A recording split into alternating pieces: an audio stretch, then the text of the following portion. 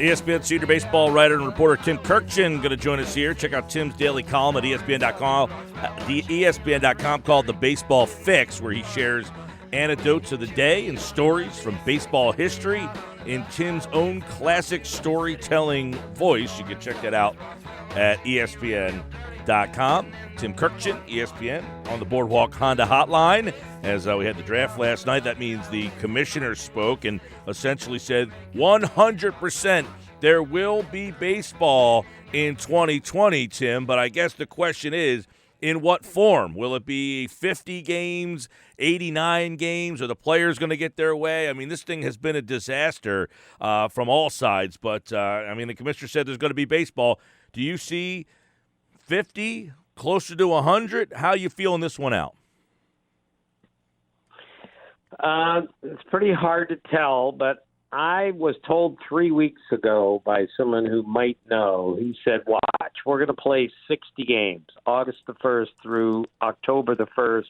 Mad dash, every game counts, every game matters. We're going to play October baseball, and that's going to be it. That way the owners only have to pay roughly a third of the salary. They make a ton of money in the postseason, so October fills out well for them. That's what he said 3 weeks ago, and that would be my guess. 114 obviously is not working. 89 games I think is too many. I had a source tell me the other day over-under on 75 games, but even that is getting a little touchy. So I think it's going to be 60, but of course that's assuming there's an agreement between the union and the owners. Otherwise, if there isn't, the owners will just implement a 48-game schedule, which will take us to September 30th, play until October 31st in the playoffs, and that'll be it. So we don't want that to happen.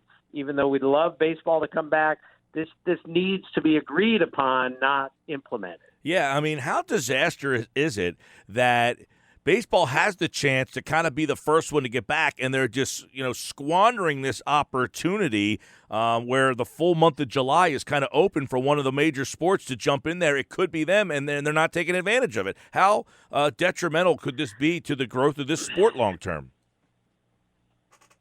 Well, this has really been a missed opportunity. If they could have figured this out in April, maybe we could have started in, say, a week from now, or at least July the 4th, and had at least a month to themselves with the only real game on the sporting landscape. I think it would have done baseball an awful lot of good. Instead, it could do some real damage moving forward. And again, it would be one thing if all of this was canceled entirely by the COVID. We would all understand that. But this seems to be more about money than anything, and it seems to be a collective bargaining negotiation instead of a negotiation to let's get back on the field, whatever it takes for the good of the game and for the good of the country. And yet we haven't gotten there, and it is not a good look for baseball. 50-game season that Manfred mentioned comes into play. Do you think that favors the owners a little bit too much? Well, with a 48, 50-game season, certainly, the owners will then pay 100% of the prorated salaries, which is what the players want. They're not going to play at the moment, at least, for 75%. They have to get 100%, and the only way the owners appear at this moment to be willing to go there is if they play 48, 50 games, something like that. So, yes, I think it would certainly benefit the owners if they were to do it that way. That would keep the cost down because they do have a legitimate concern with the money they're losing. And if they're going to play 48 games with no fans in the stands, they're trying to keep the cost down. But the players have every right to say, look, we agreed to this in March. Now you're going back and say we need more money from you to be taken away. So it's a very, very complicated and contentious situation. Is the health concern a major issue anymore? Or does it seem to be it's all about the money, just the money and the finances at this point? Well, it's all about the money at the moment. But let's assume, and this is a big assumption, that in the next few days they actually come to an agreement. Now, I think comes the really hard part, and that's figuring out testing and quarantine and where everyone's going to be and how this is going to work and how a taxi squad's going to work. And what are you going to do if somebody gets sick? What are you going to do if somebody tests positive?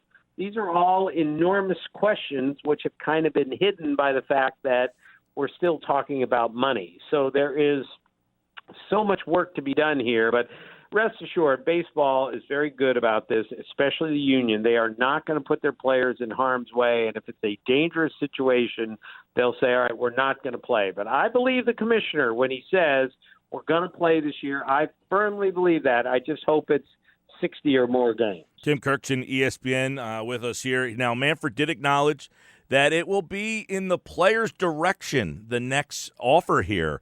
But he also suggested that he hopes the union will back down from its insistence on this prorated play. But what does that the offer will be in the players' direction to you mean?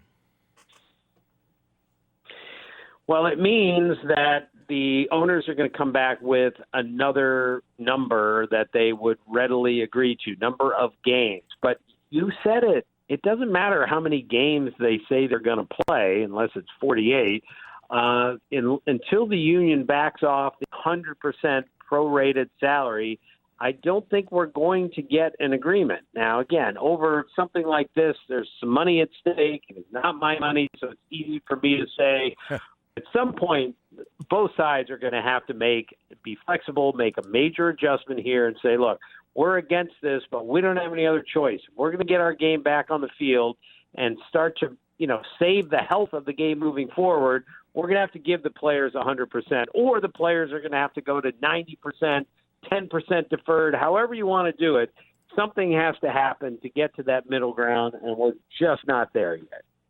I'm curious your thoughts on a possible 16-team playoff format with the 3-game series. Well, again, this is another question that we really haven't totally engaged with yet because we haven't gotten past the money. Part of me says, what the heck? This is the craziest season, will be the craziest season ever. It's going to be so bizarre in so many different ways. So who cares? I mean, some people actually think that a March Madness kind of setup is the best way to go anyway. Every game counts. More teams in the playoffs, more teams with a chance. I'm not saying it's the best idea. It certainly would be the idea that I'm looking at. But just to get baseball back on the field, as a purist, I'm still perfectly willing to have 16 teams in the playoffs if that's what everybody votes on, and that's going to get people interested because the danger is when baseball does come back and the NBA, NHL, and football is all going on and people don't care what's going on in baseball as much as they should, that's a bad situation also. Yeah, Tim Kurkjian with us now. Obviously, in '94, you did not finish that season. There was no World Series, and the fans were slow to come back. It took the '98 home run race really to bring people back. Baseball has already got issues now. The game has kind of changed, and some people have been turned off by the pace. So if they don't play or they play a 48-game schedule and it's because of a monetary squabble, is there something within the game that can bring fans back like the home run chase? Well, the only way it's going to work is we've kind of been over this. Every game matters. 48 games, race to the finish. And if some really not so good team makes the playoffs or even wins the World Series, who knows? That might actually generate some interest. All those people who say there are too many games, the games last too long, there are too many games that don't matter.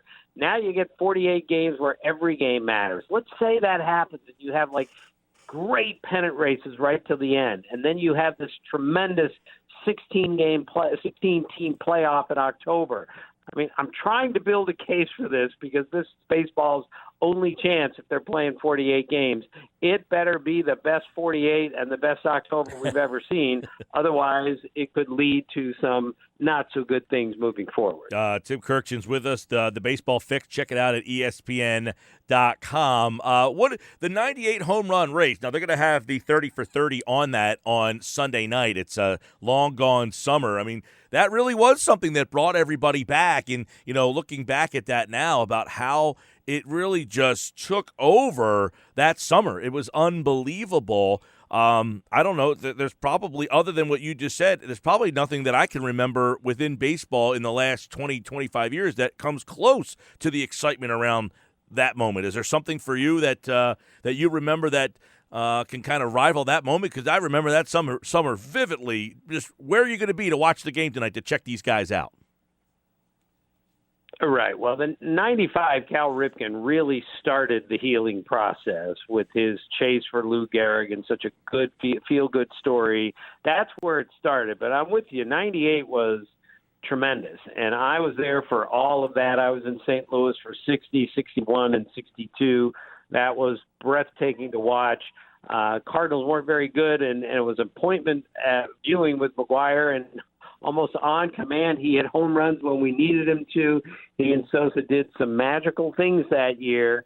And, of course, in hindsight, you have to really wonder about them. How tainted are they? But I think I'm in the minority on this. Look, I was there. I saw that stuff. It was real when it was happening. And I'm not going to sit back here, 23 years later and say, no, that didn't happen. It happened. I was there. And it was really fun being around that. Now, that being said, even if we get an 82-game schedule, which doesn't seem like all that optimistic, maybe I'm being too optimistic, but if we get like an 82-game schedule, you're right, it would still be kind of a chase to the end here. What are some of the storylines that we were hopeful to get in this season that you're excited about? Well, I really wanted to see Garrett Cole with the Yankees, see how that worked out. Mookie Betts with the Dodgers. I really wanted to see how that worked out. You got Mike Trout going for his 300th homer, which he already had by now if we'd been playing.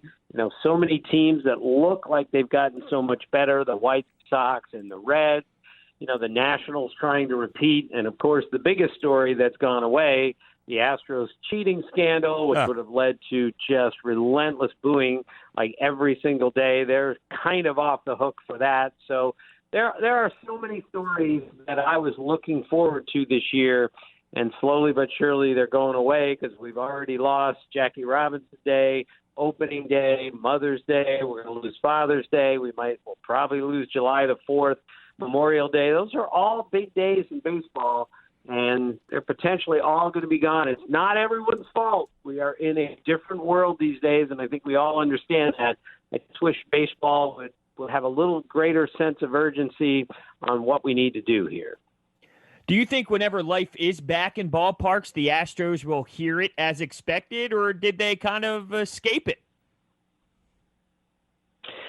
Well, they're going to hear it, but not nearly as much as they would have if there had been no pandemic. So, yes, they skirted it a little bit, but they're never really truly going to get past that. And then I just wonder if fans are allowed in the stands at any point this year, exactly how many are them going to show up and how many are going to recognize that there are way bigger stories out there right now than what the Astros did 3 years ago. So I think they got away with one there, and I think there are other things to cheer about when baseball returns. All right, we'll be keeping our eye on it. They'll be out there in some capacity, whether it's 48 games, 75 games, or other. We will certainly keep an eye on it. ESPN senior baseball writer and reporter Tim Kurkjian here on the Sports Bash Boardwalk Honda Hotline. Tim, we're all hopeful to see some baseball soon, and we appreciate your time, pal. All right, thanks, fellas. Absolutely, and he, like all guests, appeared via the Boardwalk Honda Hotline. Check out Tim's Baseball Fix at ESPN.com. He shares anecdotes for the day and stories from baseball history in his own classic storytelling way. That's Tim Kurkjian here on the Sports Bash Live on 97.3 ESPN.